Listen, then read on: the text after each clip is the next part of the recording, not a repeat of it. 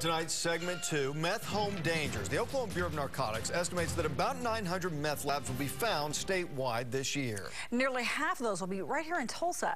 Tonight, 2 News reporter Casey Roebuck looks into the rights of property owners and renters. We realized that we needed a house to settle into, and we were looking through the market, and we came upon a good deal and thought we were getting a good deal. Soon after Philip Brotherton and Kara Powell bought their first home, Kara started getting skin irritations. A neighbor told them a meth lab had been busted in their house. So I was more concerned for him because I didn't know what kind of effect that could have on him. It was really, really scary. I was really annoyed. I was really mad. They say the owner did not disclose this, even though state law requires home sellers to do so. The Brotherton family spent thousands to have a professional company clean their home. Home disclosure forms in Oklahoma clearly ask if a seller has knowledge of meth production in the home. It's meant to protect buyers, but it isn't always disclosed. This problem is becoming more of a problem to where this is going to raise its head more. Attorney Brian Huddleston specializes in real estate transactions. He says home buyers in Oklahoma have been entitled to meth disclosure since 2003. It wasn't until November 2010 that renters gained the same protection.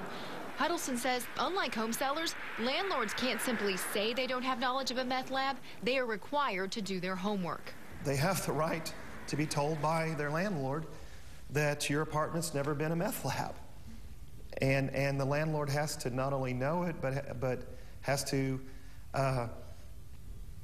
have done some level of inquiry so that he has reason to know that it's not one. Huddleston says there are exemptions. Disclosures do not have to be made to a renter when the owner has hired a professional mitigation company and the company provides documentation proving the home is safe. There were also exemptions for home sales. Meth disclosure does not apply to foreclosures, homes where the owner has never lived, as well as transfers between blood relatives, divorces, and trusts. As a parent and as a property investor myself and a property owner, we certainly want to know everything we can about the property. Eric Gomez is a licensed real estate consultant. He says when it comes to buying or renting, people need to consider more than a home's curb appeal.